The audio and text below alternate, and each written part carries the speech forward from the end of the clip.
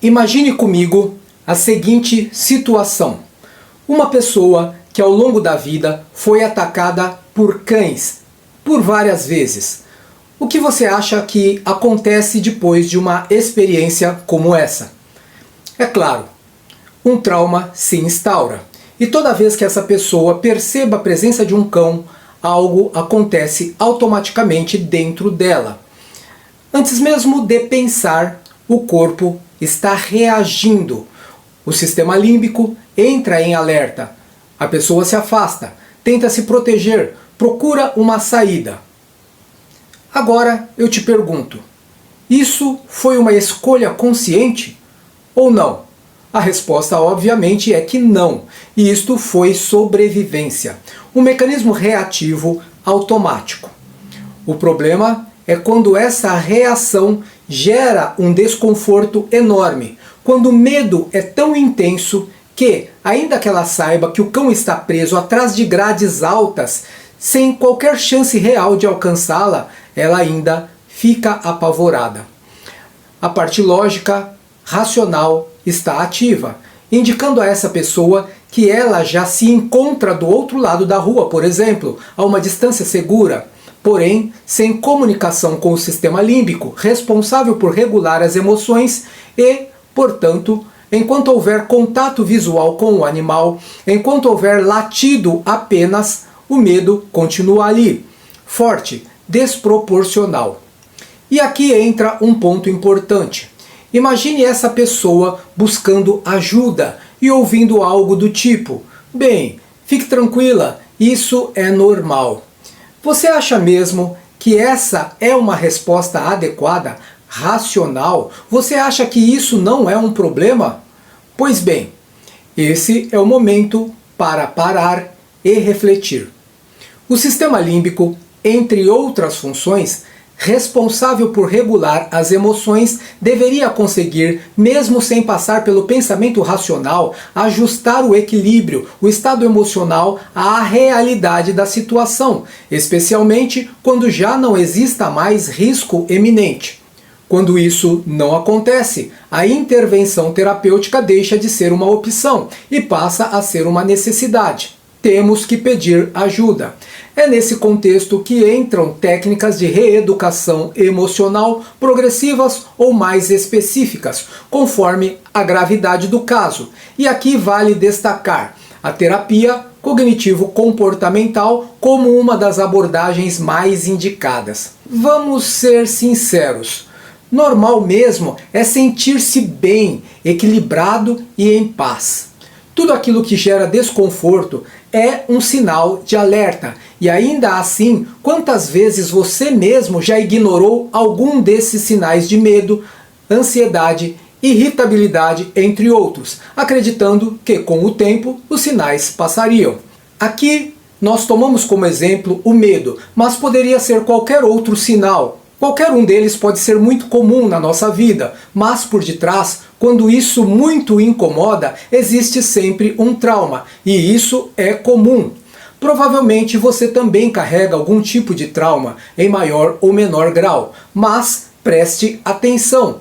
Comum não é sinônimo de normal, e carregar um trauma, por mais comum que seja, pode ser muito perigoso. Voltando ao nosso exemplo do medo de cães, cuja origem e motivação são bem claras, objetivas. Mas imagine agora outra situação. Durante um passeio qualquer, essa mesma pessoa sofre um assalto. O que acontece neste momento com o cérebro? A resposta é: um novo registro de medo é criado no sistema límbico, ou seja, um novo trauma. Um trauma diferente quanto às circunstâncias do trauma anterior, mas com efeitos muito parecidos. Agora, eu quero complicar ainda mais este nosso cenário.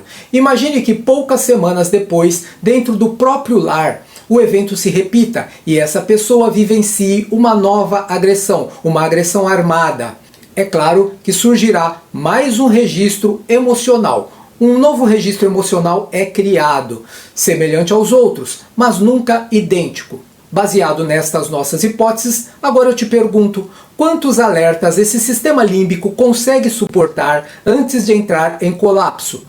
Eu mesmo não saberia responder a essa pergunta, mas certamente o cérebro passa a armazenar de forma caótica múltiplas memórias traumáticas não resolvidas, prontas para disparar alertas a qualquer momento, e estes alertas são sintomas que surgem a partir de um barulho mais alto, um grito, um som que lembre um tiro, por exemplo.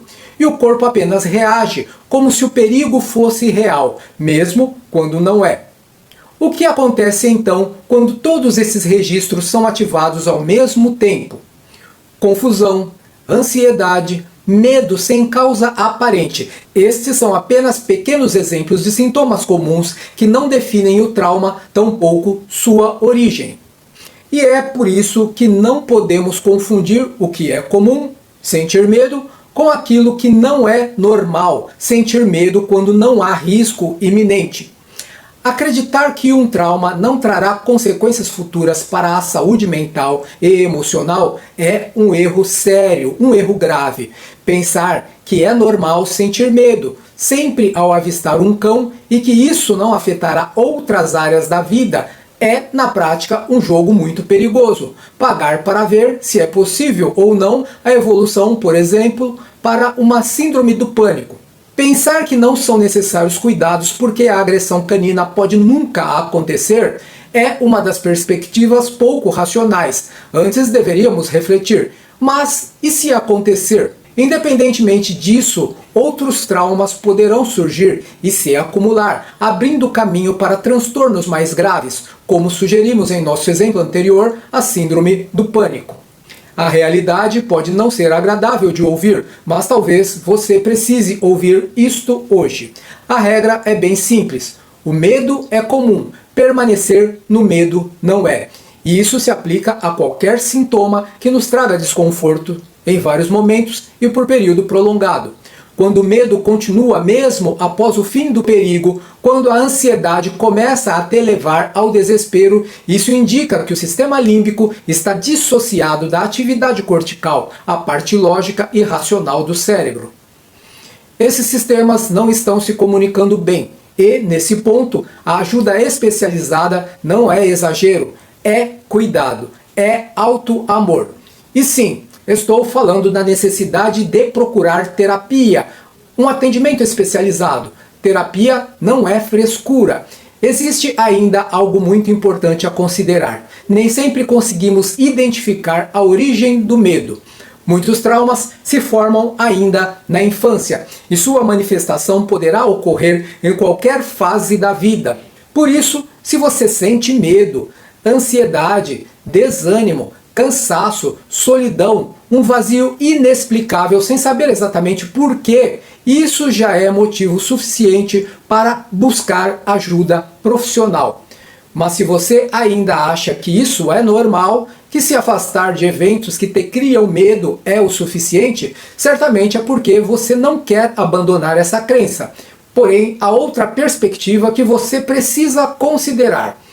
Em uma análise do problema com ênfase à vida espiritual, se não reajustarmos o quanto antes nossos padrões cognitivo-comportamentais, o acúmulo de traumas pode ultrapassar os limites de uma única vida e se estender a experiências futuras. A filosofia reencarnacionista nos ajuda a compreender que algumas doenças mentais, quando suas causas não são identificáveis na vida atual, podem ter origem em eventos traumáticos de existências passadas. Joana de Ângeles, Espírito, em suas obras, se refere assim aos casos de transtorno esquizoide. É um dos exemplos. Qualquer processo de cura terapêutica, no entanto, deverá envolver dois aspectos fundamentais. O primeiro, e mais importante, a aceitação de que se está doente e de que se necessita de auxílio. A crença de que tudo vai passar só agrava a situação. E o segundo aspecto é o entendimento de que qualquer processo terapêutico precisa estar alinhado à ciência e à saúde integral, uma saúde que considera o ser humano como um todo energético, psicoemocional e biológico.